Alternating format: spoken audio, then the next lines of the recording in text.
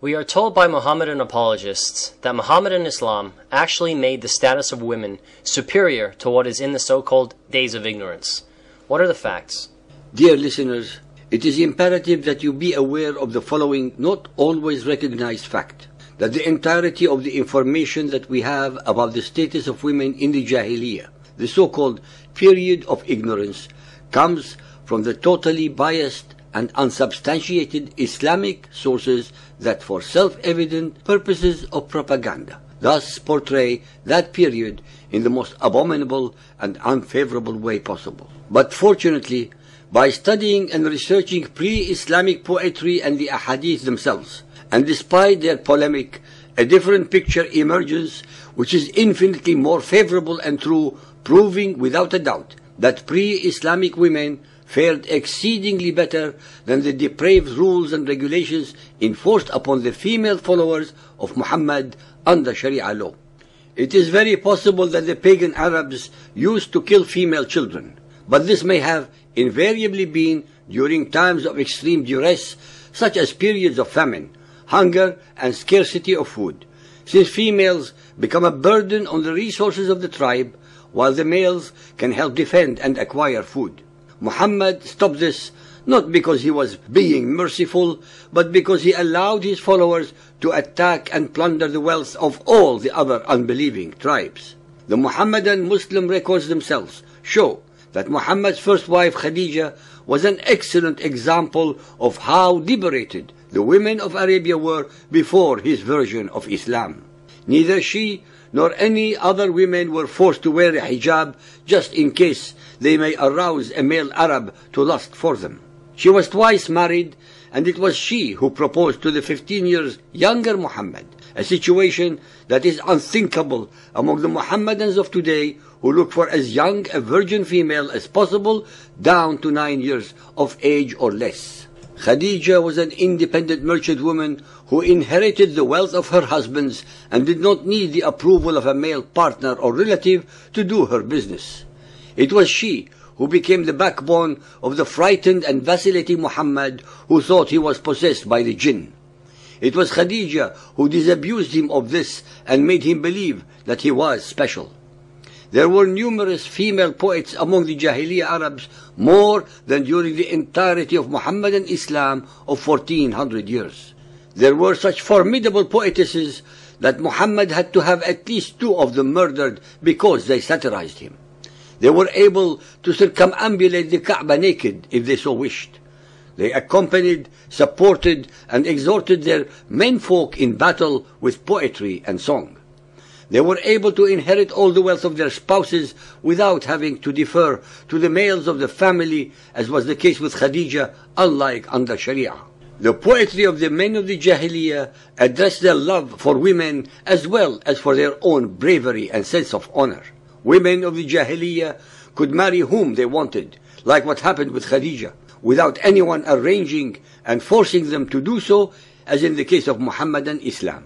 They were able to adorn and beautify themselves without fear of molestation, since this would have caused wars of honor, which the Jahiliyah Arabs were loath to start. They were able to travel in caravans without the need to take permission from others, as is required in Muhammadan Islam.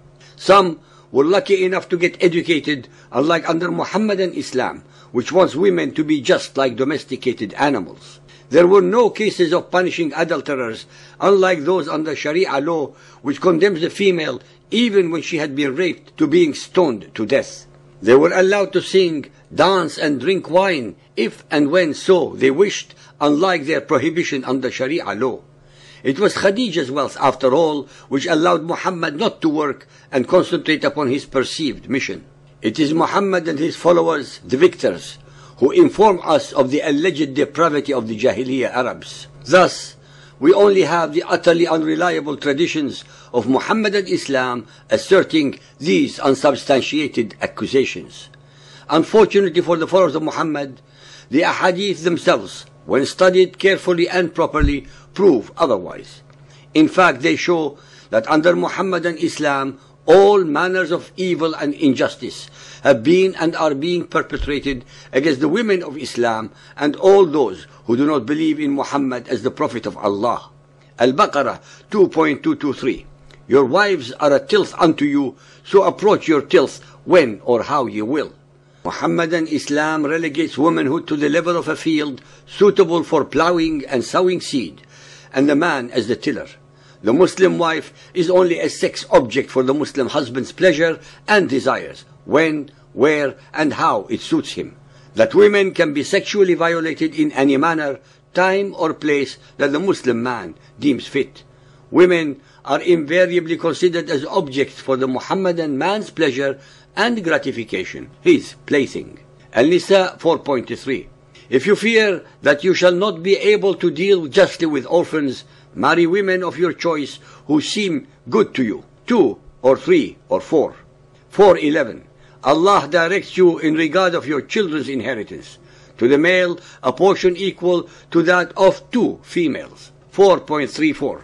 Men are the protectors and maintainers of women. The righteous women are devoutly obedient. As to those women on whose part you fear disloyalty and ill conduct, admonish them. Refuse to share their beds, beat them. 4.43. Believers, if you are ill or on a journey, or come from answering the call of nature, or you have touched a woman, and you find no water, then take for yourselves clear dirt, and rub your faces and hands. The Quran claims that women are so unclean and polluted that they are worse than dirt. Al-Ahzab 33.59. Prophet, tell your wives and daughters and all believing women that they should cast their outer garments over their persons. As usual in the translation and interpretation of the Quranic verses, the Muhammadan scholars, all male, created rules and regulations to humiliate and make women subject to the dictates of the Muhammadan male chauvinists under all circumstances. These were and are nefarious, oppressive, and inhumane acts of control and subjugation. I have absolutely no doubt that the listeners would be utterly shocked to know that nowhere in the whole of the Quran is there any mention whatsoever of the veil, hijab, as a covering of women. The idea that only a woman's eyes should be exposed out of her whole body is not only morally bereft of justice and equality, but is utterly obscene, repugnant, and totally ungodly. God did not create women so that only men should be allowed to strut on the face of the earth, not fully covered as the women. Another remarkable story is buried in the tradition that Aisha, the wife of Muhammad, related that he did not force his wives to wear the hijab, as in Sahih al-Bukhari Hadith 8.257, narrated by Aisha. Umar ibn Khattab used to say to Allah's apostle, "Let your wives be veiled," but he did not do so. Sahih al-Bukhari 1.301, narrated by Abu Sa'id al-Khudri. Once Allah's apostle said, "O women, give alms, as I have seen that the majority of the dwellers of hellfire were you, women." They asked, "Why is it so, O Allah's apostle?" He replied, "You curse frequently and are ungrateful to your husbands. I have not seen anyone more deficient in intelligence and religion than you." Sahih al-Bukhari 1.493, narrated by Aisha. The Prophet said, "The things which annul prayer were mentioned before me, and those are a dog, a donkey, and a woman." I said, "You have compared us women to donkeys and dogs." Sahih al-Bukhari 7.33, narrated by Usama bin Zayd. The Prophet said, "After me, I have not left any affliction more harmful to men than women." And last but not least, the most accurate appraisal of women in Muhammadan Islam is one found in Mishkat al-Masabih, Volume 2, page 692, by Walid ad-Din Abu Abdullah Mahmud Tabrizi. A woman is like a private part. When she goes out, the devil casts a glance at her.